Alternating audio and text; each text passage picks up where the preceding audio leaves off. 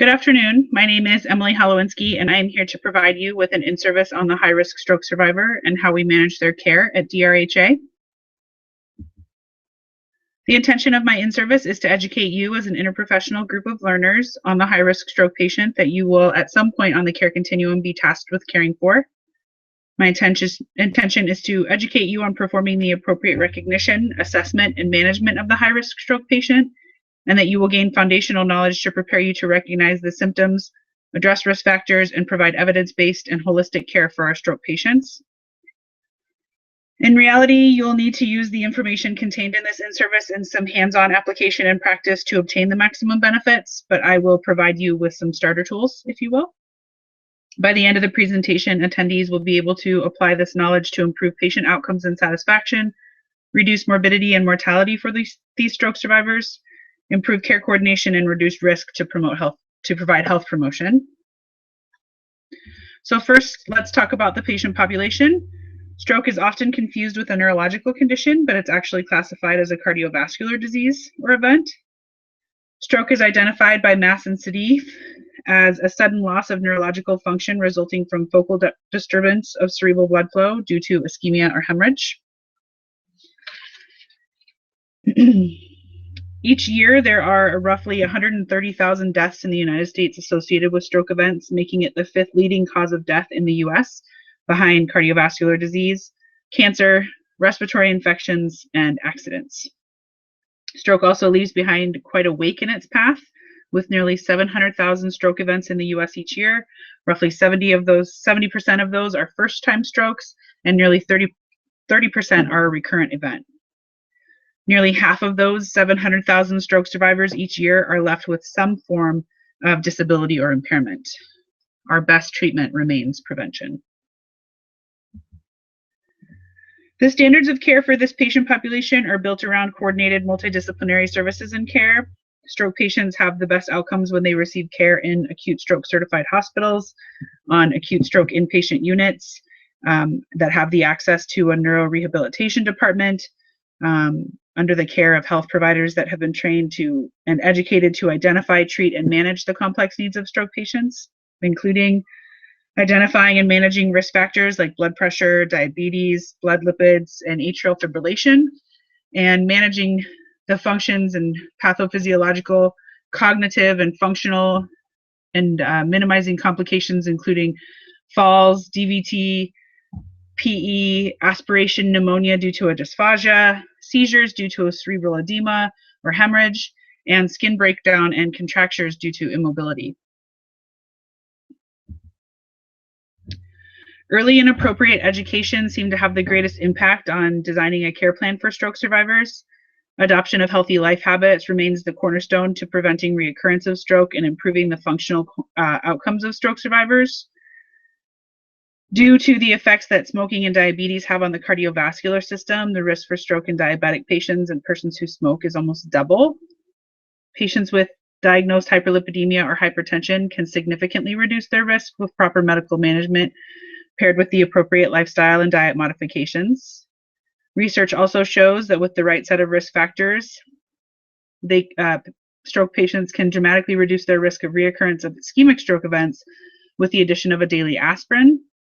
Patients with organized and consistent follow-up have a significantly reduced risk of reoccurrence, as well as better functional outcomes due to better adherence to medical management and rehabilitation needs.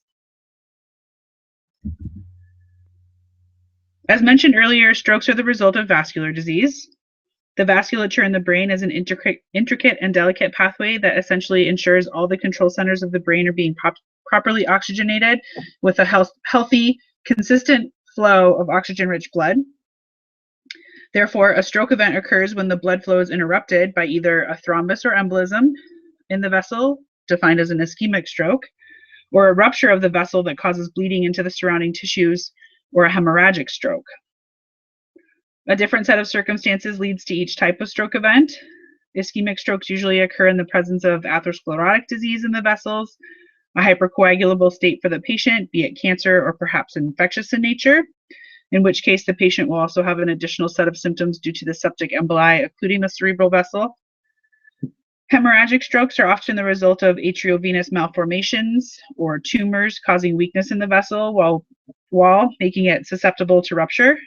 Unmanaged or poorly managed blood pressure, the need for anticoagulation therapy, perhaps due to atrial fibrillation or prosthetic heart valve, and patients who use or abuse alcohol or recreational drugs also have a higher incidence of hemorrhagic strokes. There's TIAs, which are classically defined as mini strokes, in which the symptoms suddenly resolve within 24 hours. These often go undiagnosed and untreated relative to risk for subsequent events, but following in a pattern of transient attacks, often a patient's current symptoms were preceded by similar symptoms that had subsequently resolved and were never reported.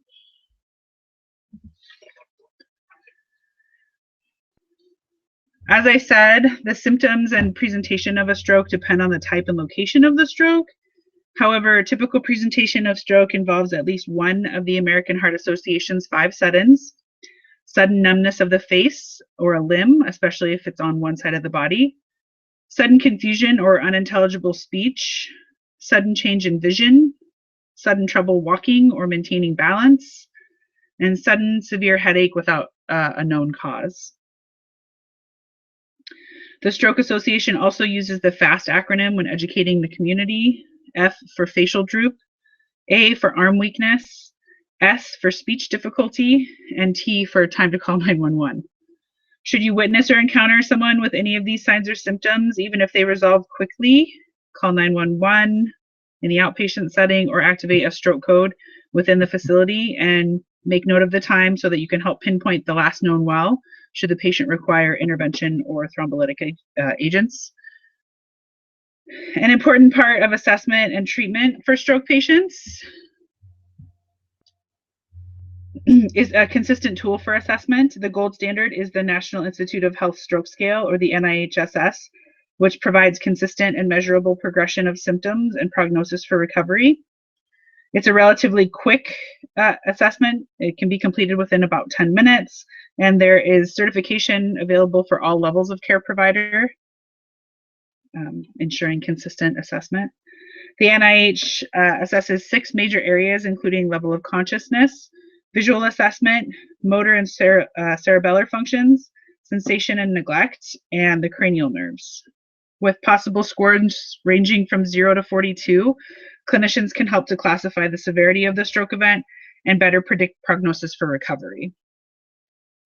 While in the acute phases of a stroke, as well as during the recovery phases, there's certain physiological metrics that need close monitoring to prevent complications and subsequent events.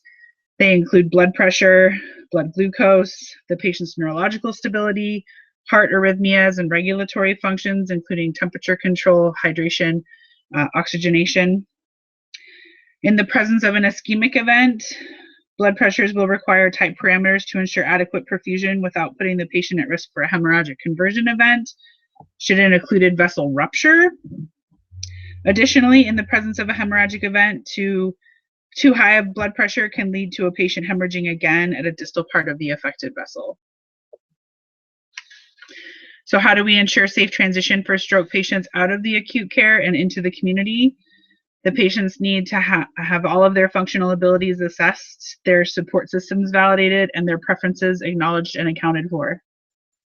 A patient's level of need can be based on cognitive or functional deficits, as well as assistance availability, patient preference, and unfortunately, insurance requirements and allowances. So if you're going to be diagnosing a stroke, it's important that you try to obtain as much pertinent patient history as possible: risk factors, medication, preceding factors to the event. These can be valuable pieces to the patient management puzzle. Additionally, it's important to obtain blood work detailing electrolyte, glucose, coagulation, and an infectious etiology. It's valuable to rule out cardiac events or toxicological causes for the event. In the event that you need diagnostic scans, the emergent non-contrast CT of the head can quickly determine the treatment needs of the patient, as it can delineate hemorrhage versus ischemia. MRIs, a little more involved and time-consuming tests when time is brain, but the MRI can determine the location and extent of the injury and also be the determining factor for the thrombolytic treatment. In the event that subarachnoid hemorrhage is required, a diagnostic lumbar puncture can determine the presence of increased intracranial pressure resulting from the bleed. And depending on the circumstances in which the patient presents, you could use additional diagnostics to augment the treatment plan and diagnosis through echocardiogram for cardiac etiology, thrombus or vegetative masses, carotid duplex for large artery atherosclerotic etiology, and the MRI or angiography for large vessel occlusions, dissections, and aneurysms. The definition of holistic care includes addressing the physical, emotional, social, economic, and spiritual needs of the patient.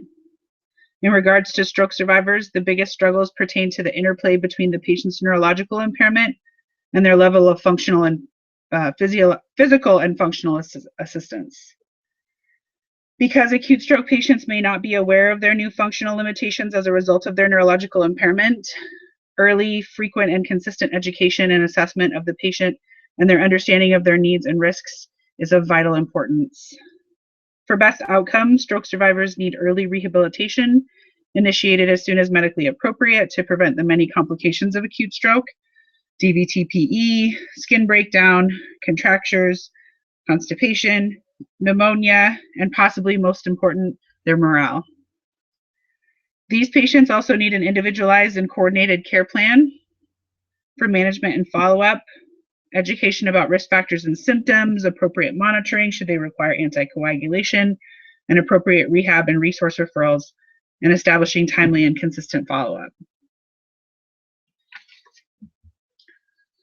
Stroke is the leading cause of disability in the United States, with nearly 350,000 stroke survivors impacted by some form of disability. Nearly half of those with disability will have cognitive deficits, while nearly a quarter of stroke survivors will still have a functional disability that impacts their functional independence with activities of daily living 6 months after their stroke. Additionally, 2/3 of stroke survivors will experience at least one of the previously identified complications during their recovery. Knowing that prevention is the best treatment for strokes, these potential outcomes and complications are best addressed by consistent and reinforced education surrounding diagnosis, risk modification, and management, the importance of medication adherence, and timely and appropriate follow-up care. Augmented by well-coordinated and individualized care plans to address a patient's barriers and resource requirements for a safe and successful transition home and back to an optimal level of function. I've attached my references should you require additional reading, and I'll open it up for questions and answers to further guide you in providing care for our high-risk stroke patient. Thank you very much.